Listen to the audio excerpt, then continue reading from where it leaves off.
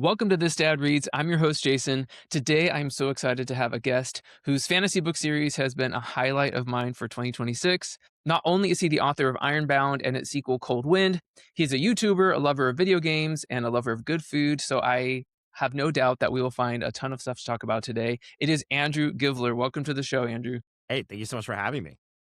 You're so welcome. I immediately reached out to you, like probably when I hadn't even finished Cold Wind yet, and I was like, "We need to talk. Like, I gotta have you on, Sorry. dude." We'll get to it, but I've already recommended this book to so many friends, and everyone is drinking the Kool Aid, and I'm so happy because we'll get there. But it's so good. I'm so stoked to have you. Oh, it's my special interest, so I'm always happy to talk about the thing. I'm always thinking about it. That like internet joke that's like, how often are men thinking about the Roman Empire that came out a Right? few years Yeah. ago? I was Yeah. writing Ironbound when that like came out, and so one of my friends, she texted me and she was like, "How often do you think about the Roman Empire?" And I was like, Funny I thing. always I don't." So yeah, I'm always excited to dive into the weeds and talk about it. It's one Love of my it. favorite things. Well, also full disclosure, like I've only was introduced to you and your work thanks to, Athon Books' promotion of the series. And to be clear, I've done my research on you, so I know Gosh, some of what I'm jumping into here, but I want to give you the chance to introduce yourself to me, to the audience, like who are you? What are you about? Obviously you're an author, but I'm like all of us, there's so many things that make us tick as much as you are willing to share. And I always want to ask and want to know like what else do you nerd out about? So if you want to throw that in there at some point as well, that'd be awesome. sure, yeah. So my name is Andrew Givler. I'm also known on the internet as Sigils. I've been a full time gaming YouTuber for almost a decade now. I think a number rapidly approaching that. And so I've been kind of in like entertainment and nerd culture for a long time at this point. And I grew up being a big reader, a big gamer. At one point, I tried to become a professional gamer. It didn't quite work out. So then I decided to be a funny gamer instead. And then along the way, I decided to start writing books, which was kind of always the plan, but I just other things kept distracting me.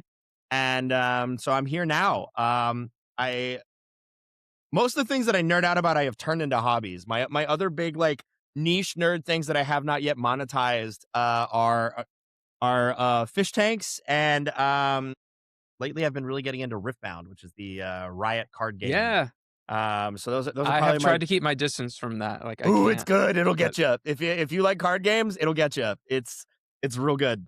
I sorry to was in a interrupt, but tournament I'm yesterday. yeah. Really? Yeah, yeah, yeah, I yeah. think I saw you post something on socials the other day, I was like, "Oh, he jumped in." I was at Gen Con for the first time last year, and I saw they had a huge installation, it was right before it was about to or maybe it had just launched, and Yes, they did. all I saw were the characters from, Arcane, and I was like, "Oop, what is this?" And I was like, "This is the slippers." I can't do TCGs, like, I can't do it anymore. Are you gonna be at Gen Con this year? No, No. unfortunately. Too You bad. I'll gonna be go? there. Yeah. Oh, So bummer. this is a nerd thing I forgot. Seth Ring, who's another Athon author, Michael Chatfield and I own a board game company together. Shut Um, up. so Really? we actually had a booth there last year. We were doing our games, and we'll be back again this year. And Seth and I are actually going to be doing a signing in Indiana during Gen Con. Dang, I Um, missed you guys last year. What company is it? it's called Zero Strategy Games.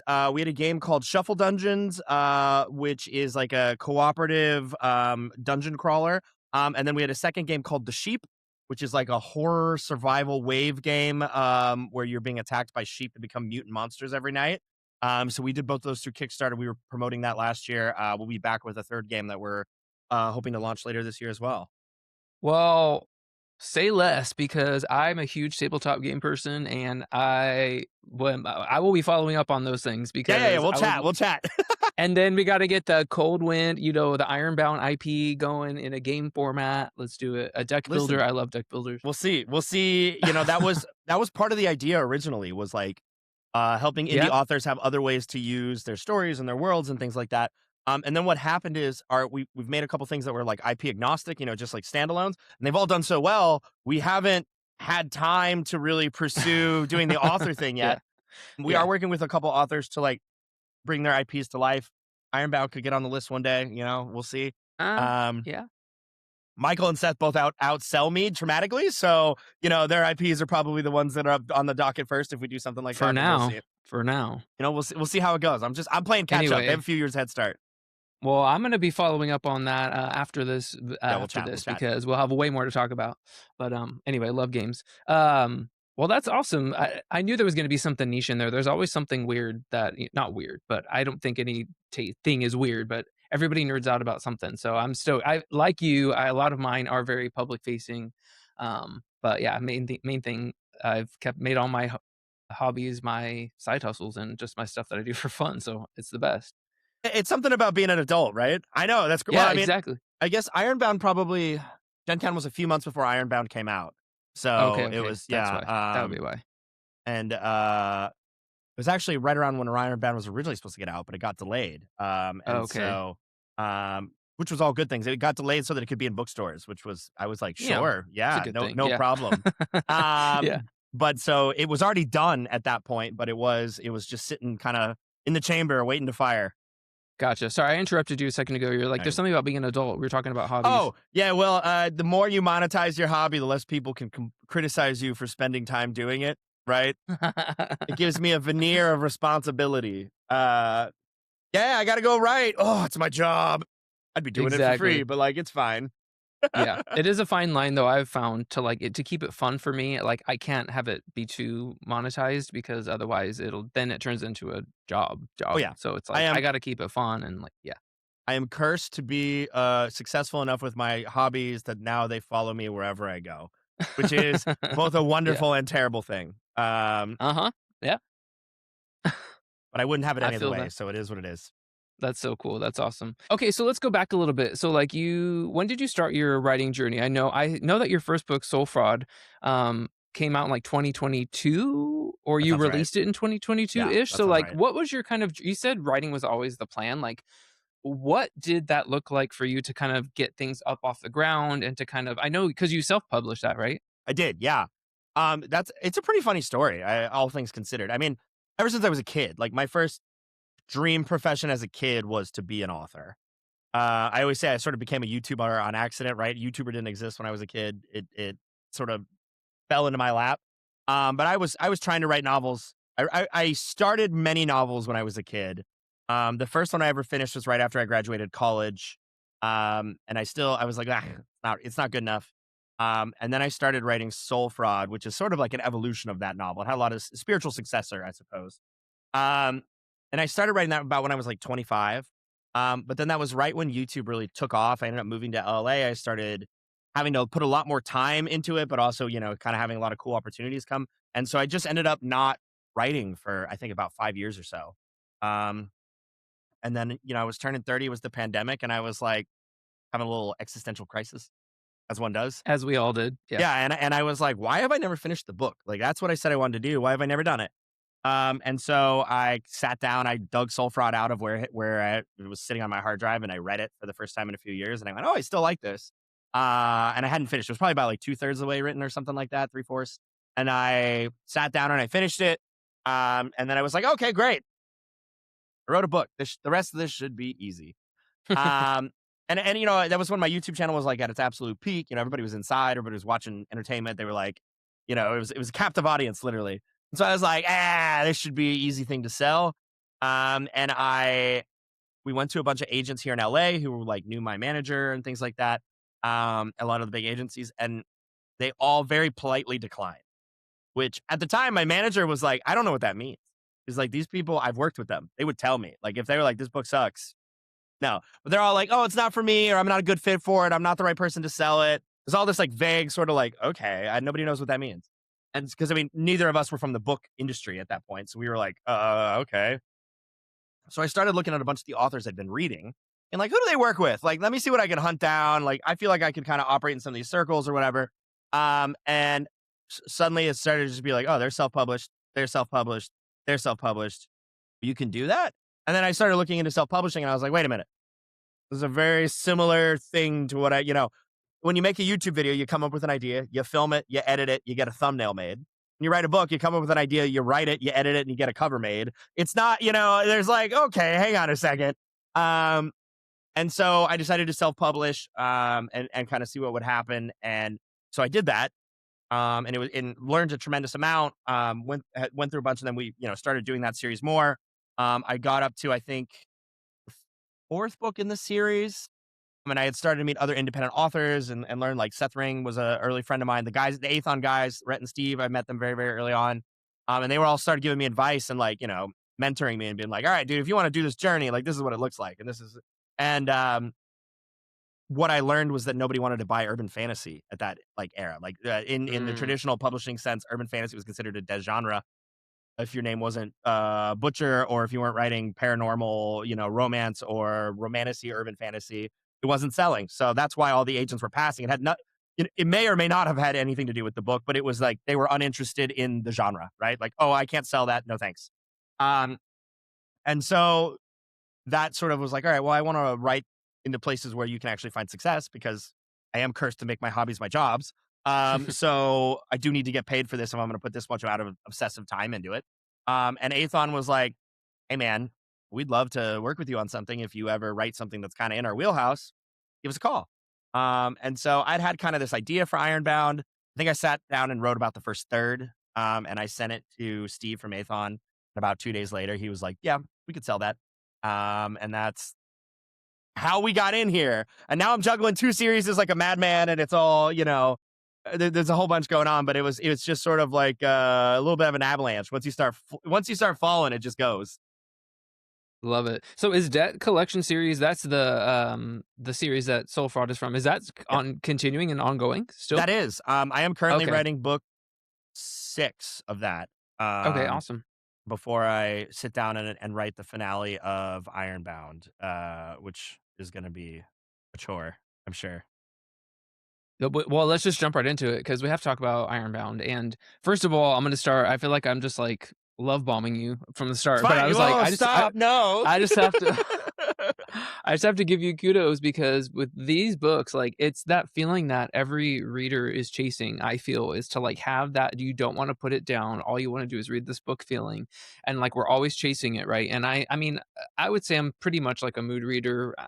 I try not to bound myself by putting labels on anything, but I pretty much am a mood reader, and like this book cut through everything for me, and I could not put it down, both of them. And I just want you to know that like that is a reader's dream and like such a gift because so much for what I do too, so many times I'm working with publishers and like I'm like, oh yeah, or independent authors, like I'll read your book, and it's kind of like I need to finish this book. Like I committed to it, I'm gonna do it. Like again, my hobby is kind of my job.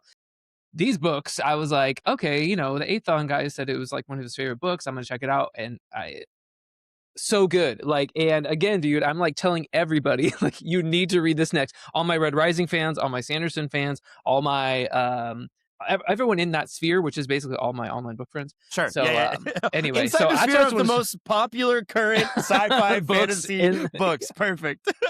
exactly. So anyway, I just want to start by saying all that. I just want to say for anyone then who is unfamiliar or who has not yet listened to my recommendations, you know who you are out there, or just haven't picked it up yet. All of our lists are so long. Tell us a little bit about like what is your elevator pitch for Ironbound? Like what is this series all about? Like why am I geeking out so much about this series? Okay, so Ironbound is a Roman Empire inspired progression fantasy. And if you're unfamiliar with the term progression fantasy, the way that I'm using it, the way that it works for me in my series, is that the magic of the world has some very hard and fast rules. So you could take something like the Wheel of Time, which I adore, but Rand al'Thor just is stronger, right? There's no delineation between being strong or weak. In generally speaking, it's sort of a vibe. In progression fantasy, it's a little bit of a harder magic system. That doesn't mean that it's incredibly rule oriented. It sort of depends on the thing. It just means that there are moments where you achieve a level of proficiency where that means that now you can do something new.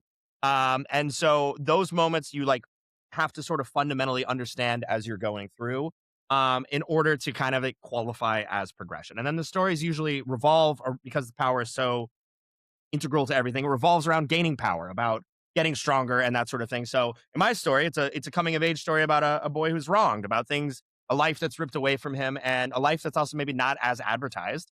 And him kind of thrown in the deep end and have to figure out how to both get justice and also survive that what happens to him. And it's got a lot of if you've ever read Jim Butcher's Codex Alera or Will White's Cradle, if you kind of put them in a blender and made it first person, that would be sort of where we're living, I think, in the vibe.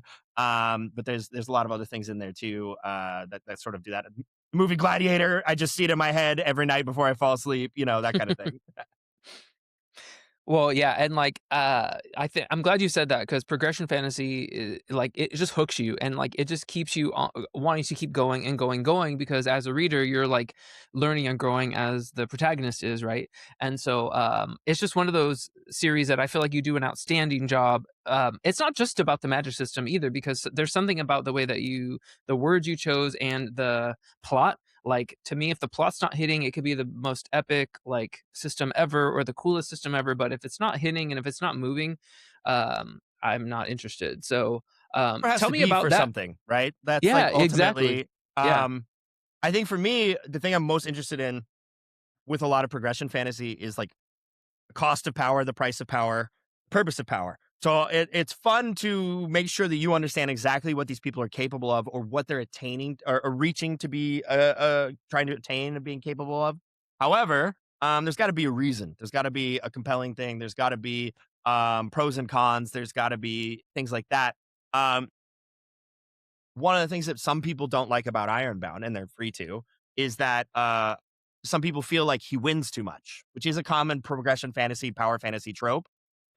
I actually would argue that the main character loses most of the time that he wins, uh, because power is like multifaceted. And one of the things that I think is really interesting is as he becomes incredibly strong, he actually has fewer and fewer options and fewer Hmm. good choices. And to me, like balancing those two things against each other is what actually makes it interesting. Um, but it varies. Well, and also it's about how he wins. It's not just that happens. So I feel like that's also kind of minimizing the work that's going on, right? There's such Sure. an emotional and journey that he's going on with the people he's doing it with, and I feel like that's almost I don't know. To me, that doesn't. And people hyper focus on weird stuff so many I mean, times. and So, everybody's allowed uh, to have like a note that doesn't ring. Right? I of wasn't. I course, wasn't meaning to be like, "Oh, this is the." It's just like no, they're to me. wrong. They're wrong. To me, it's like the thing that's like wrapped into like conversations about like power scaling and things like that. Sure, Is sure, like sure, sure. that's part of the plot too. Is that a guy who wins still can't win enough to save the things around him that Yeah, are important? yeah. That to me is not winning. But for some people, they might say, "Well, but he's still winning." Sure, yeah, fair. Things like I that. mean, yeah. Well, I mean, same thing with Dynamite. It's you can't have the series be called Dungeon Crawler Carl and kill Carl. Carl has to. They have to. There's a reason why they're the protagonist, right? Yeah, yeah, yeah. Plot armor's not real, but it is a little real, A right? little Within, bit. I within, mean, within. kind of. Unless there's a few books that have gotten away with like really shattering the plot armor, but you can't do it all the time. But outside of that, no one else is really safe in the series. So I would say for if you want people to, you will go through it, folks. This series will rip your heart out. You can, be frustrated all you want that the hero wins, but not everybody does, and not everybody No, survives. So no. no, Yeah, because uh, the price matters, right? yeah, That's the thing. Yeah, 100%, hopefully. 100%. Yeah. Well, you mentioned a couple series, that kind of you said if you put them in a blender and that's what you would get. But what are some other books or authors that kind of or were in your head while you were coming up with the story, or you're continuing to write it? Yeah, I think that Codex Alera and Cradle are definitely like probably the two most foundational for me. Obviously, a lot of people talk about Red Rising and Will of the Many, and it certainly has both the Roman. I would say what came less from them, but both of those guys showed me how cool first person present was, Mm, which has been traditionally not a very popular like hello word style to use for non-YA mm, literature. mm-hmm, And I think Pierce and James have both done like tremendous job like legitimizing it and showing how cool it is you can do with stuff. A lot of progression fantasy is written in third person. And so I really wanted to do something different.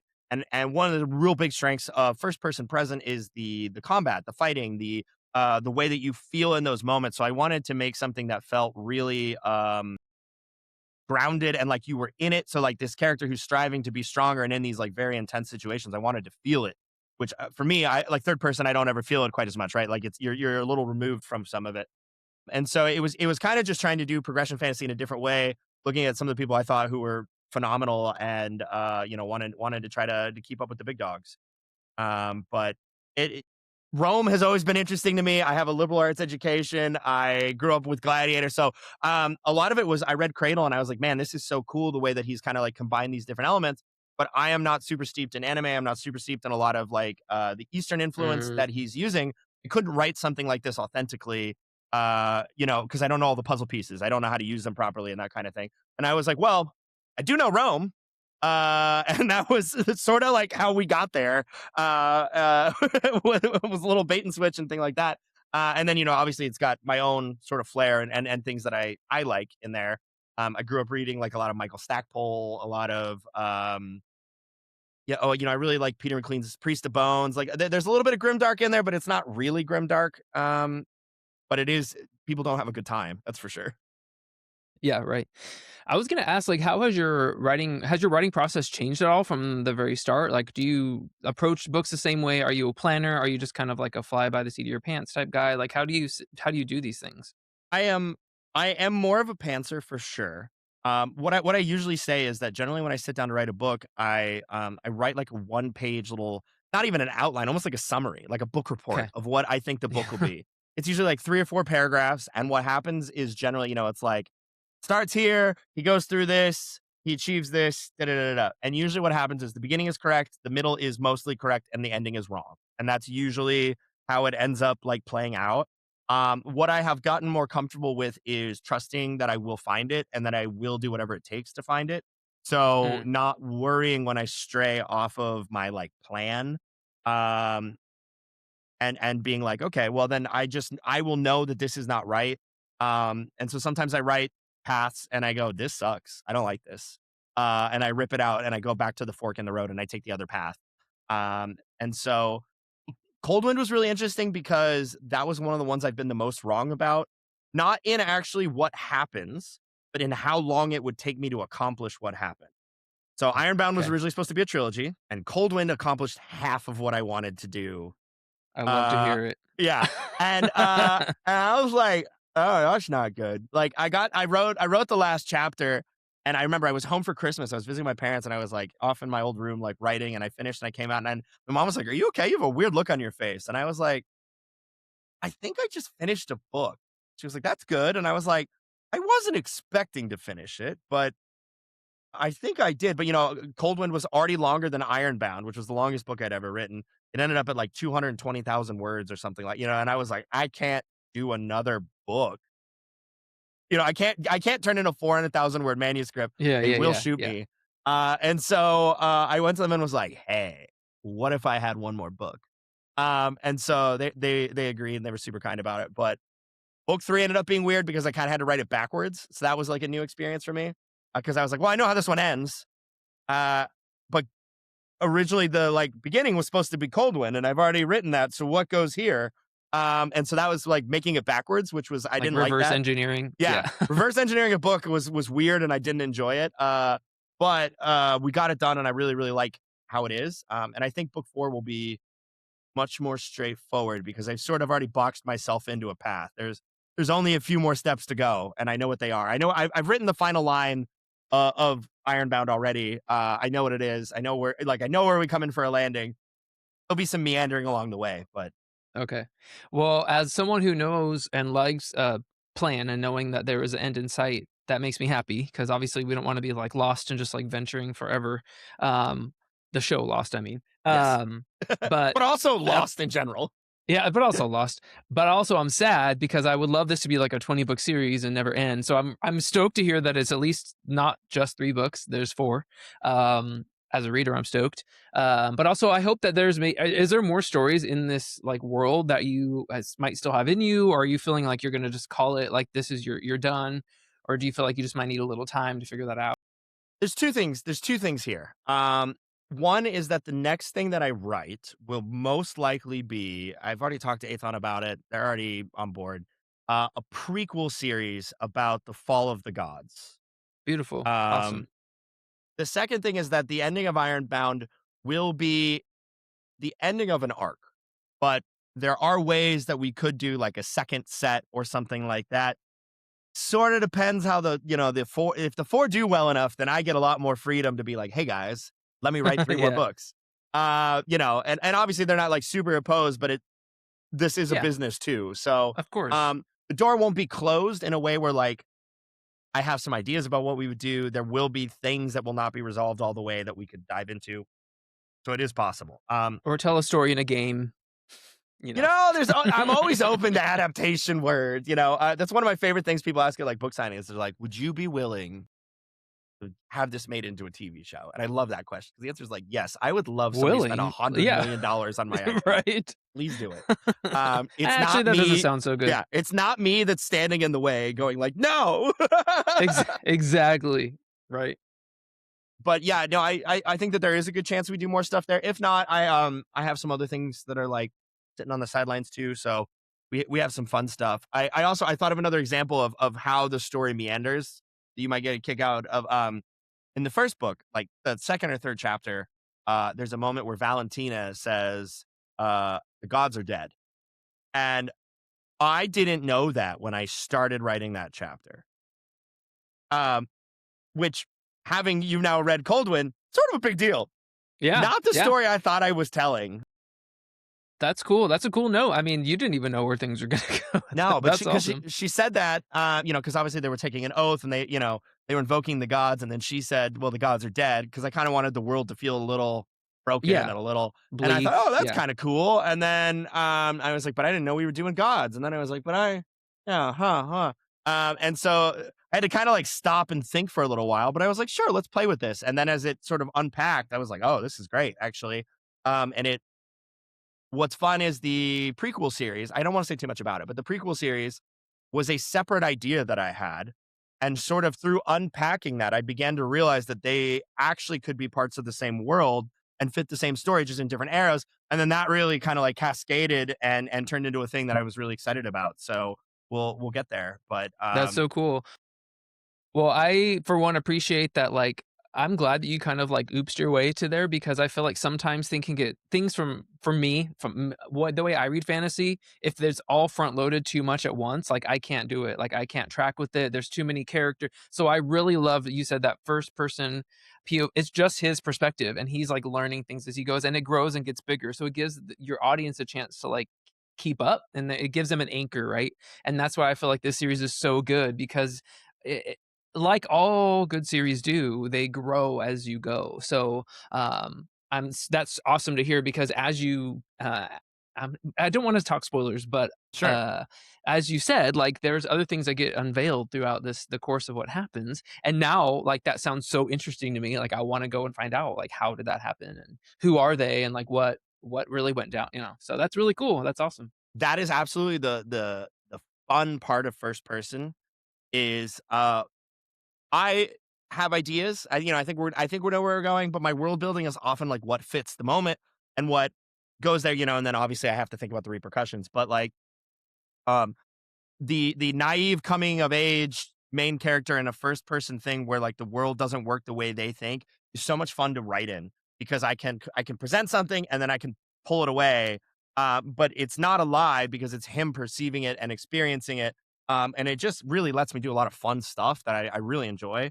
And so I think book three has a bunch of that too, which will be really fun. And then book four will do even more. So I'm excited to kind of finally pull off the tray top and be like, "Ta-da!" Here's everything. Yep. Yeah, and you mentioned a character, who I won't say again just in case people aren't paying or are paying close attention that I'm assuming she's gonna make a return, so I'm excited to see like, you did such a good job of, like, putting the crumbs out, and, like, I suck when it comes to so many little detaily things, like the Cosmere of it all, like, trying to connect all this and that, but Sure. Yeah. Yeah. I love a good breadcrumb, so I'm just waiting to, like, pick that up at some point. So cool, so I'm so excited.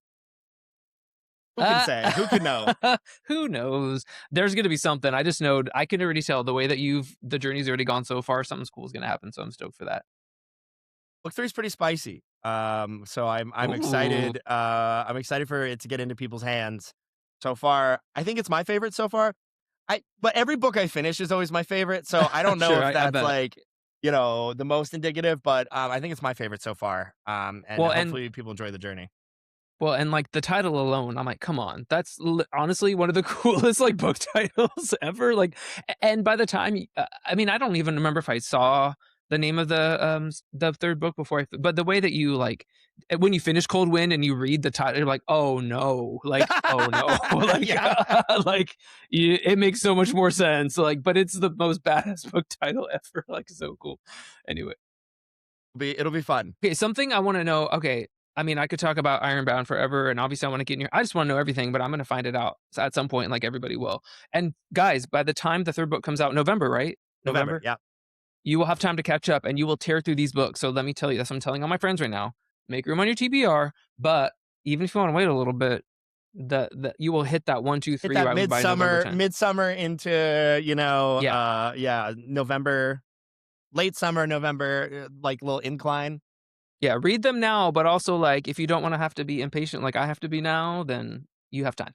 Anyway, you said this earlier, that some of the books that you've been a lifelong reader, so I wanna know about what are some of your, like, nostalgia reads or books that you read as a kid that kind of are so really close to your heart? I mean, Wheel of Time is definitely there. Lewis, Tolkien, I think my parents started reading, Lloyd Alexander, Lewis and Tolkien to me when I was, like, 3. So I was already Nice. through The Book of 3, Narnia, and Lord of the Rings by the time I was, like, 5. Wow. So I was pushed into this. There was no I read so much growing up. Michael Stackpole was my introduction to sci-fi. I picked up, one of his Rogue Squadron books when I was Yeah, yeah. like about 12 and absolutely devoured that. I think I read everything Michael ever wrote, except for some of his like IP stuff. Like I think he wrote like BattleTech and some other stuff that I never quite got into, but Okay, like okay. his own like independent or like, standalone fantasy and stuff like that, is a tremendous one. Talion Revenant is like, one of my favorite fantasy standalones of all time, which he wrote. Robert Jordan, of course. Let's see, dude, what else? I went through so much at a younger age, and then I took like a little bit of a break, and I came. I'm looking at my shelf right now, right? And then I came back, Yeah. and there was a whole bunch of just like tremendous modern fantasy and sci-fi that had come out. Like Christopher Rocchio's The Sun Eater, and the last like few years is just a phenomenal, like inspiring set stuff like that. When I was 14, actually, the way I discovered Jim Butcher was I went to the San Antonio Public Library where I grew up. It was a menace. I was there every week with like a stack of books, and I took a stack of books. And so I came in, and one of the librarians pulled me aside, and she was like, "Hey, this author who writes another series that's like not really what you read, but this one is. He's really popular. He just published this thing. I think it's really in line with what you like. I reserved it for you. Here you go." And she handed me Furies of Calderon. So I read that at like 14 or 15, which was really, I was like, "Ooh, I didn't know we were allowed to do this. This is sick." Roman, yeah, sign me up. And so, then obviously Butcher's, the Dresden Files are, a tremendous, thing that I love because I started writing an urban fantasy. Um, I really devoured it. I mean, Aragon actually meant a big deal to me because I think Christopher's like 2 years older than me. So when he published Aragon at 16, I was like, wait, I can start writing now? So I think that's what made me start writing my first book was just like, oh, I thought I had to be an adult. Stephen King's book on writing, which is not necessarily a book like a fiction book, but it was a very tremendously impactful book in terms of like bringing me to write. I recommend that one to anyone who's interested in writing. I think that's a phenomenal one. It's hard to narrow it down because the answer is like I was a glutton. I Louis L'Amour. I Everything. was I was reading Louis L'Amour at a very young age. A lot of like the Western stuff. I would love to write a Western someday. But I've already picked urban fantasy, so I shouldn't do two genres that aren't really doing very well at the same time. Well, I already was gonna pick I'm gonna read your everything that you've read. I don't care what genre an author writes in. When I find someone I like, I'm gonna read all their stuff. It's true. So whatever. Usually, once you find somebody who has like the vibe and like they can like spin the yarn, how you'll follow them anywhere. But in terms of like funneling new people in Yeah, sure. from the author side of the fence, you have to go where the people are interested. Like the deck collection now sells better than it ever has in its entire existence, and it's from the people reading Ironbound who go, "All right, what else has this dude Yeah, got?" yeah. And so it's just like you kind of have to pan for gold in the right places, which is fine. Progression fantasy is a ton of fun. I have some other ideas of things that I think could be really cool that people haven't I haven't seen packaged this way yet. So I'm not complaining, but it's just it's how it goes. Go read the deck So collection too. It's fun. yeah, right, I'm stoked. Um, jumping back around a little bit, like, I know have you wrapped up the full Cold Wind? Are you still touring for Cold Wind or doing signings and stuff? Yeah, we're Because still we're still kind of here and there? you know, we're still I'm Ironbound was one of the first 4 books to ever go in a bookstore for Athon. So Nice. we are at the beginning of figuring out how this works, what we're doing. So a lot Gotcha. of it tends to be if I go somewhere, we do a signing there. So Of I'm course. doing a signing in Denver because Lit RPG Con is in Denver. Great, we're signing at a bookstore. I'm going to Gen Con, so we're doing a signing in you know. So a lot of it is like, hey, I'm going to be in this city. Let's do a signing, and that kind of thing. So it's not as organized of a like for the next month and a half I'll be touring. Yeah. It's like I'm going to be Sure, sure. here. Well, the reason I asked is because, I mean, you're in the midst of it still. You have another book coming out later this year. So, like, what has this whole journey been like in terms of like, there's been so many firsts, I would assume for you. Like, what has this whole Ironbound journey been like? Like, what is your headspace like? it's it's weird. Do you ever have like a dream or a plan and you make it and then you go to do it and then it works and that's like surprising? You know, like you know Like what I mean? Like, surreal? But yeah, yeah, yeah, yeah, yeah. yeah. Usually I have ideas and they work out for me, but they don't always go how like this is what I set out to do, right? We usually get lost and we go. I always say I never get to do things the easy way. I get to do a lot of cool stuff, but like it's a big meandering. Like I end up somewhere, right? Um, and Ironbound was literally. I was talking to Seth Ring, and I was like, okay, well, you know, the deck collection is just not in a spot where indies are really thriving. I love the series. I think people would enjoy it, but I think I should, if I really want to write more. Like my goal is to write full time at some point. I need to be investing in the places that think people are really excited to read, and then they can read the rest of my backlog. And so I said, I'm going to write Ironbound. I think that I have a take on progression that's different. I think that, this intersection of being a YouTuber and an author means that I can sell physical copies. I sell more physical copies than most like indie authors who are very digital oriented. And I think I could do something a little different that people will enjoy, and then they'll read the other books more. Um, but as I said that, I was like, something in this will be wrong, right? Like that's just how it goes. And then it was like, hey, can we put you in bookstores? Hey, you sold out your first print run. Hey, people are reading the deck collection in new ways. And so a lot of it is like me sitting here being like, but something is gonna go wrong. Like it never goes quite like this. So it is surreal. It's awesome. And I like don't trust it. It feels like alligator infested water at all time. This feels like a trap. Yeah. Yeah, I don't want to say it's easy because it's not been. You know, I've poured myself into Ironbound, but like it's going smoothly, which is confusing to me and not my normal experience. Take it, my man. Take it. Take And the smooth times for when they come. you're not wrong. You're not wrong. But and things have been really funny. Like the first batch of Ironbound that went out to influencers, they didn't even mention it. Right? They're just like, yeah, Athon did a big book mail, and then all of a sudden I'm getting tagged in people reading Ironbound, and the book doesn't come out for like a month.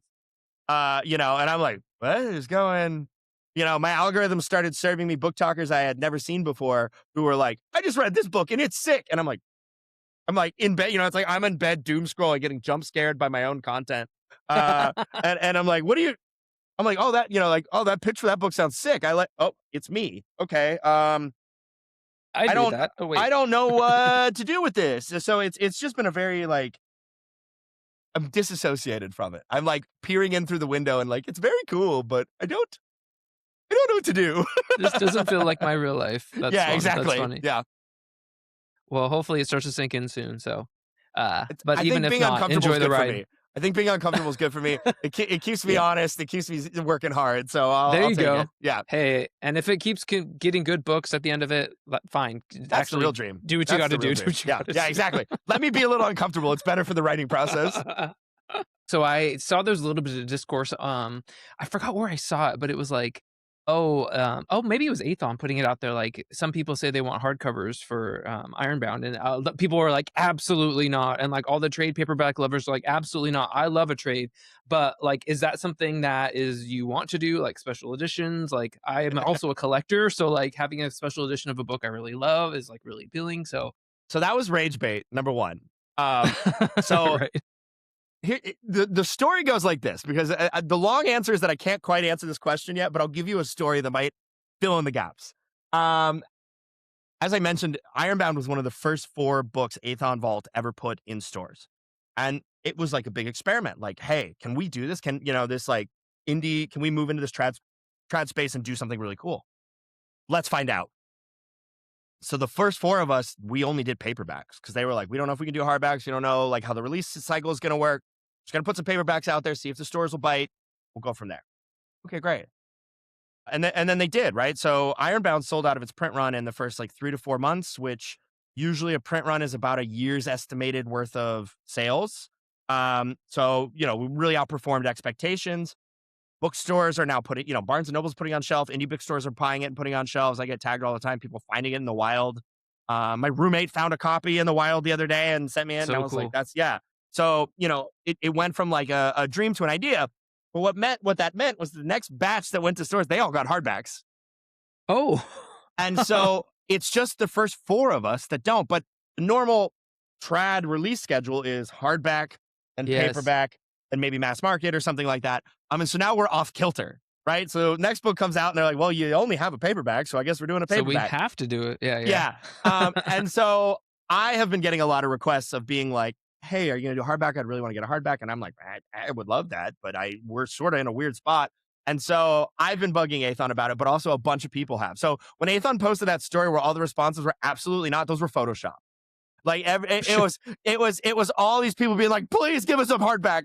And so Julie, who runs the account, she photoshopped it so that Ethan was like, no, I wouldn't want that, never. And posted That it is just too as like funny. rage bait because I had just seen her like the week before and was like complaining about it. And so they're aware. The discussion is ongoing. We have to figure out how to do it since we're sort of backwards. However, I feel good about it. Here's my take. Wait till it's all done, then release like a beautiful like hardcover box set. Like that's what I mean, I grant that's probably not the best business decision because you could probably make more money if you were, but the collector in me would be so happy in like a beautiful box set. I think if anything happens, it will happen after book 4 comes out. Good. Okay. And it will be different. So Yeah, I don't know that it'll be like a deluxe or a collector. It might be a slightly improved one, but it will still be something that I think we want to have in stores. So it will still Okay, most good. likely be that route, but it will be different too. So if you do like this art, I don't think the plan, and this could all change, and I'm not in charge. And if they get mad at me, nobody knows where to find me. I think the plan is that the paperbacks will have their own set of art and the hardbacks would be something different, spicier, maybe a little more trad oriented. Take that with a grain of salt, everyone. Yeah, We'll see what yeah. happens. We'll see what happens. Subject Whatever to change, happens. void where prohibited, et cetera, et cetera. Well, I will say I do love reading. If I'm reading physical, I love a trade paperback. So I am not opposed to having them released that way. It's totally fine by Yeah, me. and they're gorgeous. For being a paperback, I love the art and everything we've done with them. For me, I read almost exclusively digitally, so my bookshelf is more like my trophy shelf. That's me too. Yeah. Yes. Yes. So I want the hardbacks just so they all match. Yes. Not having a hardback set of my own books bothers me. The only paperbacks on this bookshelf behind me are Ironbound yours? and Cold Wind, and I'm like, that feels weird. Yeah. Yeah. But see, then I'm weird because it's like, even with Sanderson, like he's doing a Warbreaker, a beautiful cover of trade paperback cover that Tor's doing of a book that I'm like, that cover is so gorgeous. Like I need that cover. Like I want the cover. So that's where they get you. That's where they get you. And trade the big ones that are like almost hardback sized. Yeah. I mean, they're bigger, oversized. Yeah. So I guess, and that's what yours are. I would say they're not the mass. They're not the mass market. market. They're not the shrunk ones. Yeah, I guess. Yeah. There's been a whole bunch of changes in. I was in a big bookstore in San Diego, and like everything was trade paperbacks. And I was like, oh man, when I was a kid, everybody hated this, and they were telling me like, oh yeah, no, these are what everybody wants now. And I was like, oh, weird. So. Yeah, I used to just have so many books in my backpack that I was like, give me the mass markets, dude. They gotta just like get crammed. They gotta fit. Yeah. Exactly. The same thing happened. A new Barnes and Noble opened in my town, and it's all trade paper, almost everything. Which I'm like, okay, that's cool, but I'm like, where are the hardcovers? Like, if you want to collect them or something, but yeah, I guess it's not the place to do it.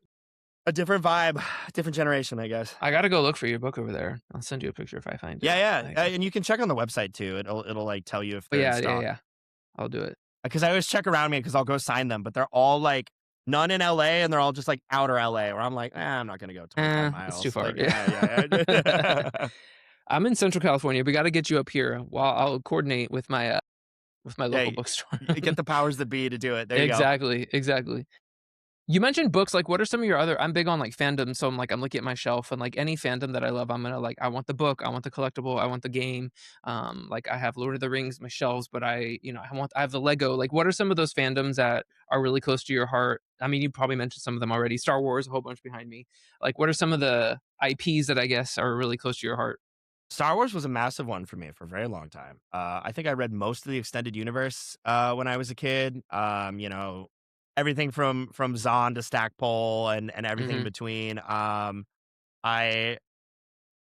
I think I the when they threw out the extended universe and didn't use the really excellent parts of it, I kind of lost a lot of love for the franchise. Unfortunately, like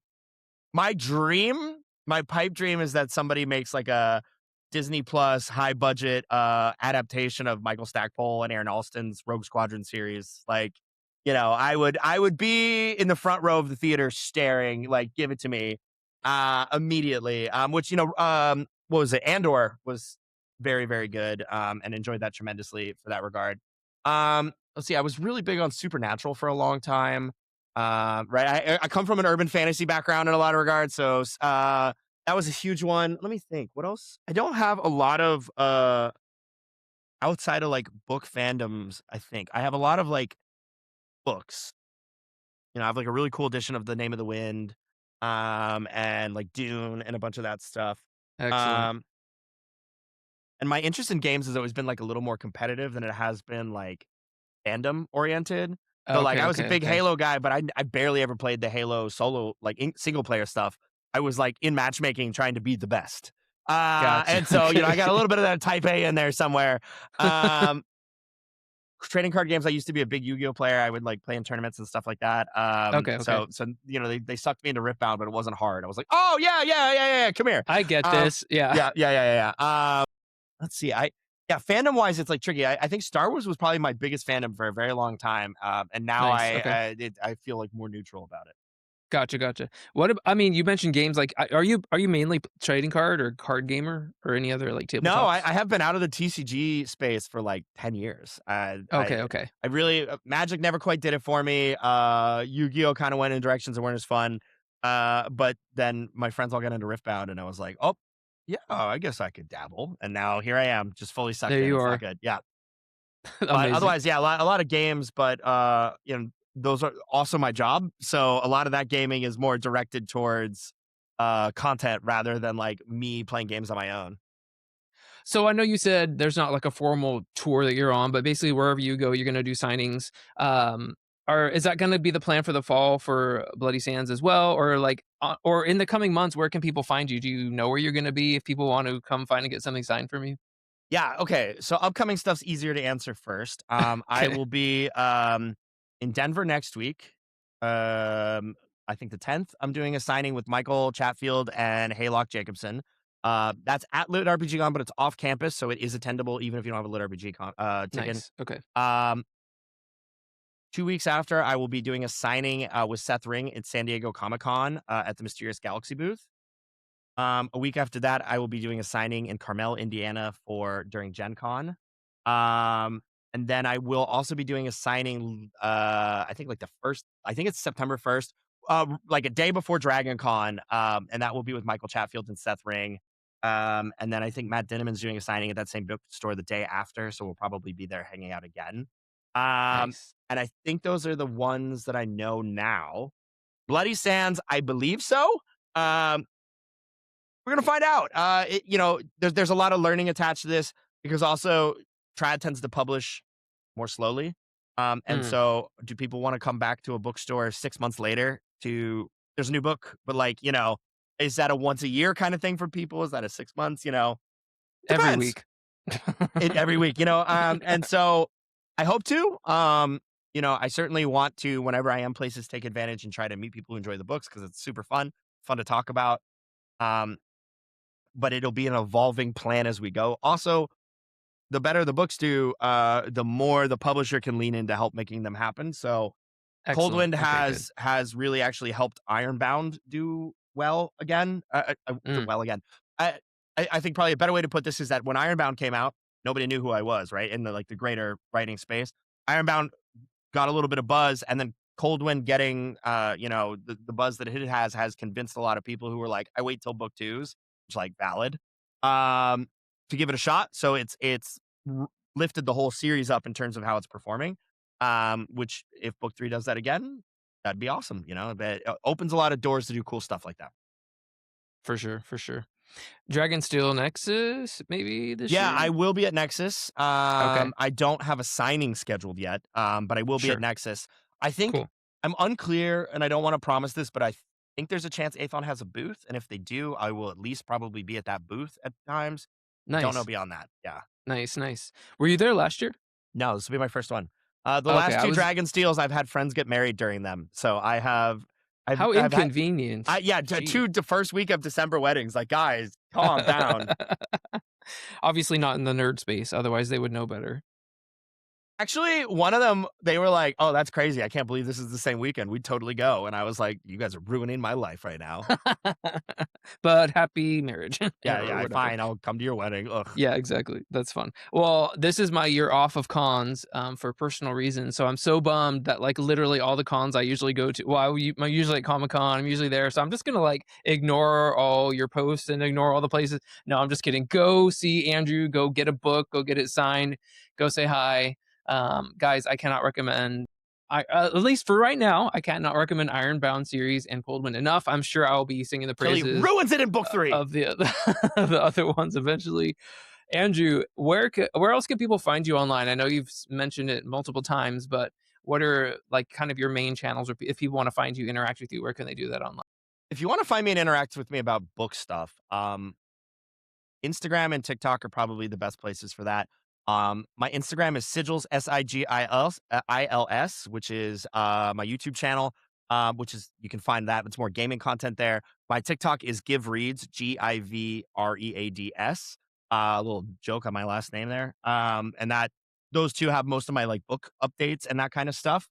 Otherwise, yeah, I do have a booktube channel which I haven't touched in like 2 years and everybody's mad at me about, but frankly, too busy writing books. Haven't had time. And so that's probably the best way to do it. My website, andrewgivler.com, also has a blog where I update like appearances and things like that. But I also post those on Instagram. So that's probably the best way to do it. Otherwise, if you want to find the books, they're all under my name, Andrew Givler. You can find them on Amazon or, well, the self-published ones are probably better to get from Amazon. But otherwise, Ironbound and everything else, you can find at Barnes and Nobles or independent bookstores or anywhere a book is sold. You should be able to find them down, and they're all on Audible as well. Awesome. Well, Andrew, thank you so much for taking the time to Yeah, thanks for chat. having me. Yeah, you bet. And I'm hoping this will not be the last time. So I Nah, would we'll love do to it have again. you on for the next before the next book comes out. And See yeah, you in November then.